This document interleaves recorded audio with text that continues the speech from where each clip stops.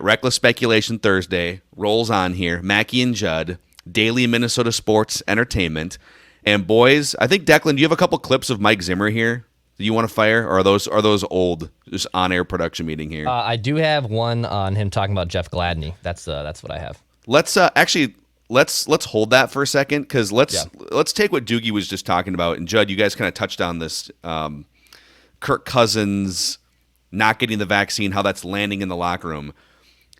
I think signs have been pointing since the draft to 2021 being Kirk Cousins' last year as the Vikings starting quarterback.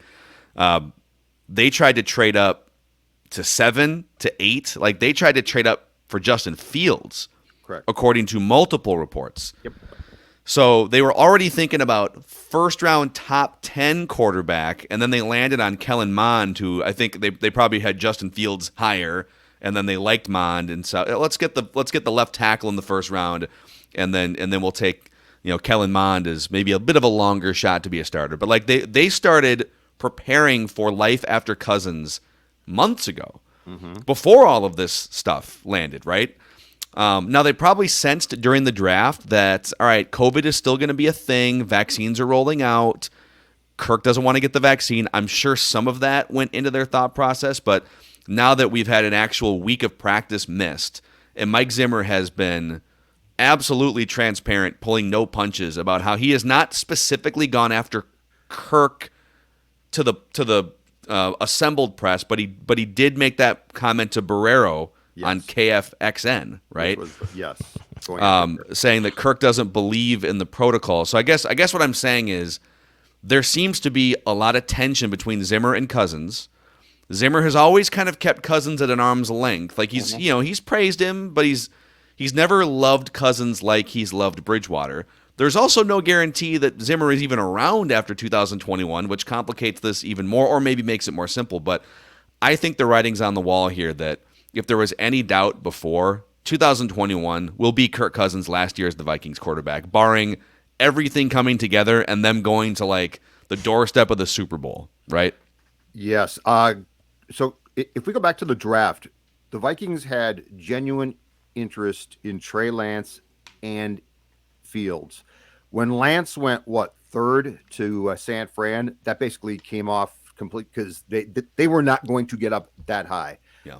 Which is why they definitely made calls about trying to get up to get Fields before the Bears jumped and did the exact same thing. So there has been an exit plan, in my opinion, where they've at least been sniffing around for Kirk's replacement now, going back to the springtime, which leads me to believe, and Phil, we talked about this at the time, the Vikings definitely talk to teams about Kirk. Like there's no question that they got calls. San Fran at some point for sure called. It didn't materialize. Here's the curveball to this whole thing though. And it's the one thing that they didn't account for. And I don't blame them because we didn't. When the vaccines were rolling out, they knew that they had players that objected. But I think they thought to themselves, once COVID starts to get taken care of more and more by the majority or by lots of people being vaxxed, it's going to die down. Well, what they didn't account for was the variants. And so now out, surprisingly, it dies down and then it comes back, right? And guys are consistently getting sick. I saw some frustration from players. So the Players Association, I think, sent out a memo yesterday.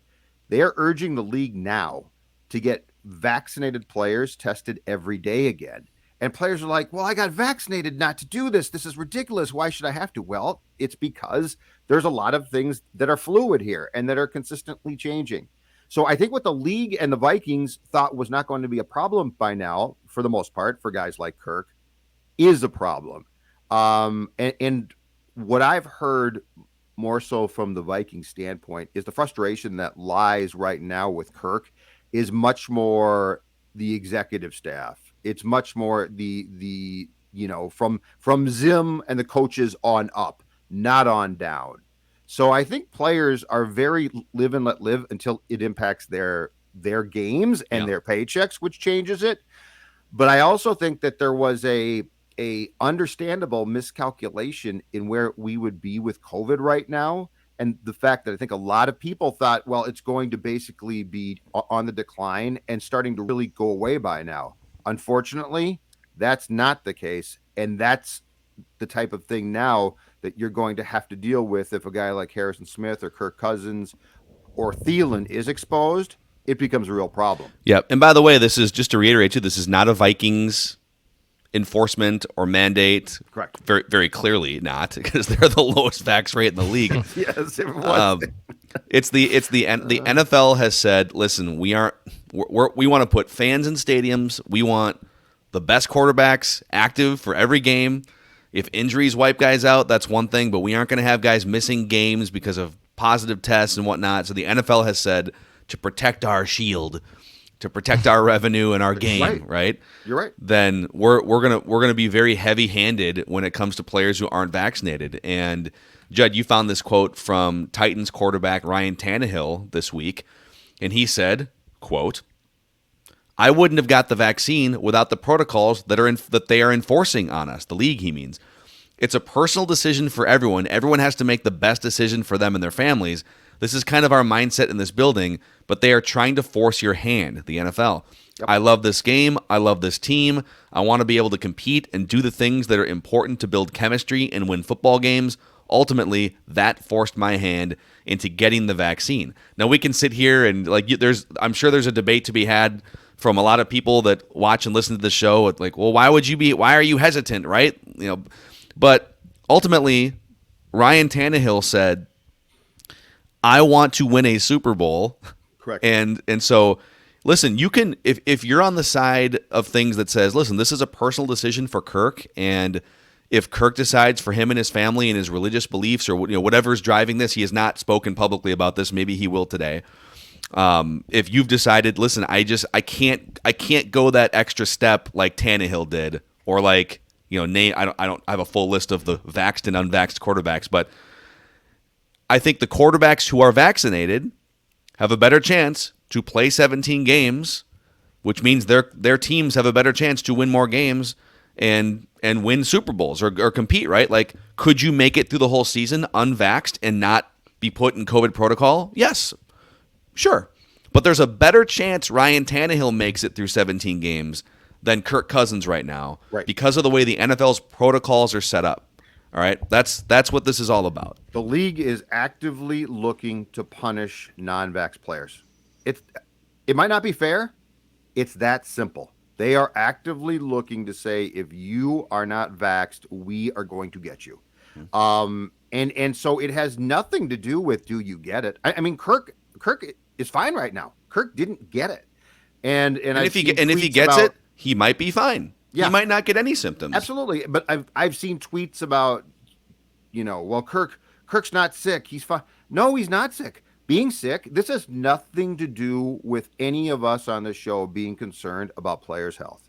I think Kirk will be fine if he gets it. Right. But I'm saying, he might not, but the league doesn't. This is not about your health and, oh my God, you might get it, and if you don't, and then the debate starts. He's an athlete. He'll be fine, which, to what you just said, Phil, might be absolutely correct. It's true. This has nothing to do with that. This has to do with exposure to it, and the league looking to crack down on you if you're exposed to it. So the fact that he was exposed to it less than a week into training camp, okay? Now I'm just thinking about Kirk exposing himself. Yeah, let's not think about that. God, why? Thank you, Declan. That's the next Instagram post. You like that? No, I don't. No, I don't like that. No, I don't like that. that? I don't want that. I don't like that. No. Please don't do that. But that's the key to the conversation is exposure to COVID, not do you have it. And look, the league doesn't care about. No, they care about money. Health. This is all driven by money. Right. And look, pro sports and especially football love when they can have the hammer, right? Like, they love it. Goodell thrives off this. The day he came in as commissioner, what was his first dance? Law and order commissioner, right? He suspended Pac-Man Jones for a year, I think. When Pac-Man Jones at the time, I don't think had any convictions. he was just going to strip clubs and stuff, and Goodell comes in and bang right away, right? So this is another example of that. But the problem, if you're the Vikings, is it's not like you can go out and sign, a vaxxed QB. Oh, good, he can start for us. So that's where the conversation has nothing to do with ethics. It has nothing to do, in my opinion, with health and concern about health or righteousness of this is our political view and you're wrong, or religious view. No, wipe all of that away. It has to do with one thing, or actually two things: revenue and winning football games. Mm-hmm. And ratings, which leads to revenue, right? Revenue, right. Look at the Sunday Night Football schedule. You don't need backup quarterbacks playing each other, running wildcat formation, right? If you're the Broncos last year. But this is one where you can't be cynical enough, in my opinion. Yeah. Like, don't think of this as, let's talk about this. Let's be rational. It's not rational. It's money and wins. By the way, the Vikings have officially activated Kirk Cousins, Nate Stanley. Oh, and kicker Riley Patterson has passed his physical, and he's also been removed from the pup list. Just in time for a little competition. Yeah, you know what? After what I saw yesterday, that competition might be a good idea. Nice. One last thing, and then we'll get to old tweets exposed on this Kirk front. And by the way, these Kirk Cousins speculative takes are presented by our friends, perhaps not coincidentally, at Burnsville Heating and Air, okay? So Burnsville Heating and Air is offering full-time positions and offering up to $2,000 sign-on bonuses. And you don't have to live anywhere near Burnsville, okay? They'll find you a job site, construction sites. They're installing HVAC systems within 10 to 20 minutes of your home. So don't worry if you don't live anywhere near Burnsville. And one of the best parts about this, if you know nothing about HVAC installation, but you're just looking for work and you feel like you could be a handyman, they'll start you off with on-the-job training, an apprentice-level position, full-time, and they're taking all different. So if you're an apprentice, if you're a lead, a finisher, they're looking for full-time, year-round workers, lots of overtime opportunities. So check them out, BurnsvilleHeating.com, click careers, BurnsvilleHeating.com, click careers. I just think Zimmer in particular, and I don't know exactly how Spielman feels, but because ultimately he's made the decision to give Cousins 2 contracts, I think they're looking around and saying, all right, we signed him coming off a 13-3 season. Certainly there have been other flaws with this football team, namely offensive line, that aren't necessarily attributed to Kirk, right? This is a team game. He is the most important player and influential player. But what do we have to show for this so far? 3 years, 1 playoff appearance, and it was fun. It was a great game. Beat the Saints.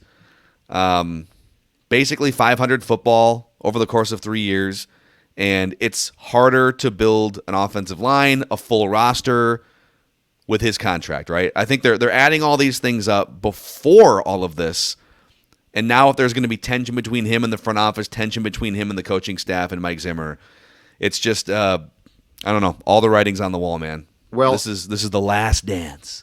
The last dance. And to add on to that, think about this roster. It is a going for it. Now, it might not be the right one, but it is.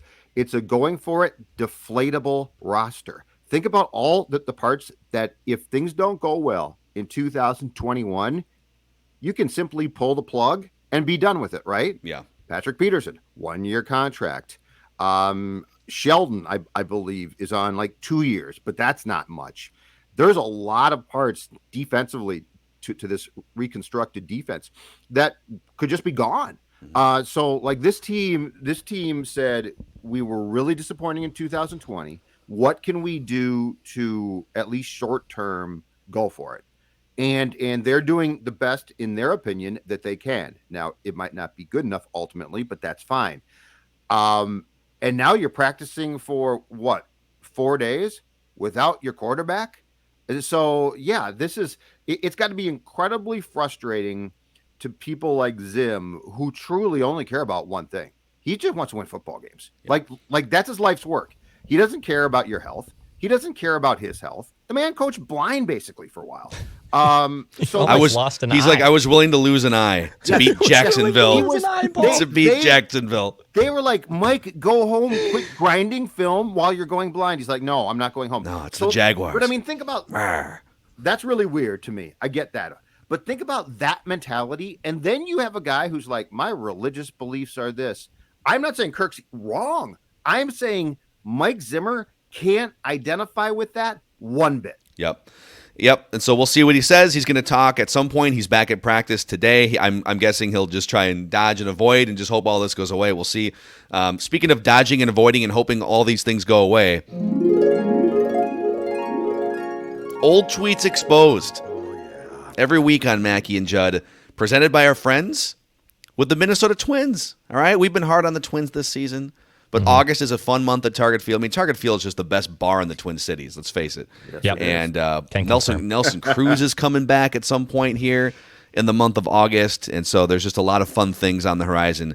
And you can check out Twins games at Target Field. Tickets are available at twinsbaseball.com/tickets. Twinsbaseball.com/tickets. Oh, man, it is a 2/3 edition of Minnesota Twins Old Tweets Exposed. Old beat writer Macadac has a tweet that I'm going to dig up here from the end of 2009 into 2010. I also have a similar one in 2011. Judd actually has a different take on a different sport, but let's start things off. Phil Mackey. Oh, boy. October 11th, 2009.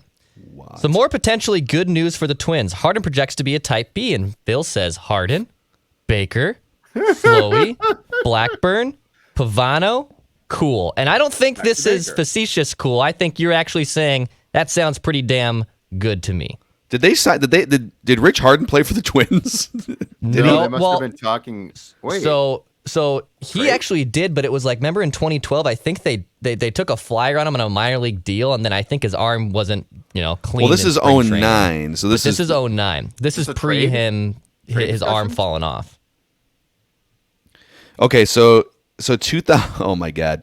So this would have been right after they got bounced by the Must have been. Yankees, right? Yep. This is like Yep. right around there, and we're talking about free agent types.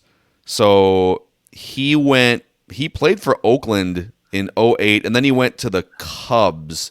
So he got traded to the Cubs, and then I'm sorry. I take that back. He went to the Cubs for 09, and then eventually signed with Texas for 2010. Mm-hmm. So I don't know what happened there. But, Rich Harden, that guy was pretty good, but also could never finish a season because he was always hurt. I don't know what that was referring to, but that would have been a fun rotation.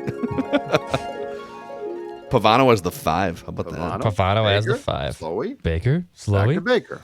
Oh, well, Over to speaking of Kevin Slowey, December 6, 2011, we better have gotten something decent in return for Slowey, who was traded for a player to be named later, and I believe Kevin Slowey had like an ERA of near like 8 in 2010, and I was convinced that they could still get someone decent in that return for good old control Kevin Slowey.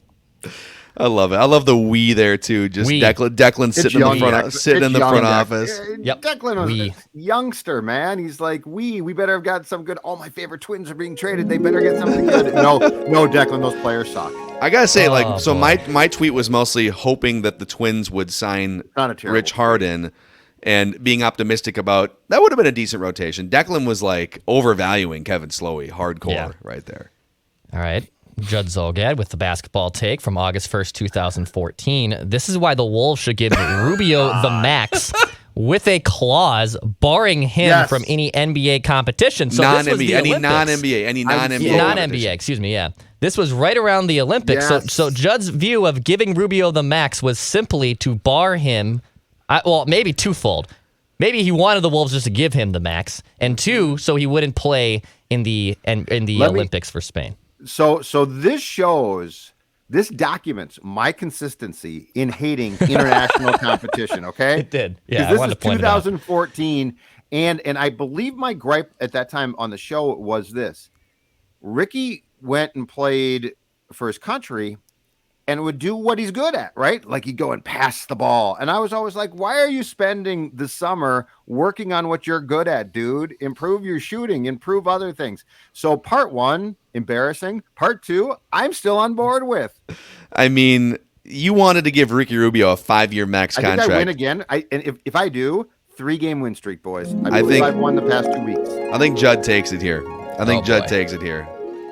Congratulations, Judd. Well, that's Way to go, Judd. I believe I'm 3 for 3 the last 3 weeks. That's a hell of a streak for you right now. I'm very proud of this. Yep, a hell of But a I streak. love the fact that I have been trying to ban international participation for that long. Good for me. Amazing. All right. We got to bounce here. Mackie and Judd, daily Minnesota sports entertainment. Also, don't forget to check out the Marconi finalist, Purple Daily Vikings entertainment, where so we have Purple After Dark posted from last night, and we decided let's wait and see what happens with Kirk on the practice field today. And is he scheduled to talk today? I've not seen that yet. Okay. I heard he probably will, but I have not seen official documentation of him going to the podium. We'll see. We'll see what happens. All right. Thanks for hanging out with us here. Mackie and Judd, Declan, we'll see you guys tomorrow.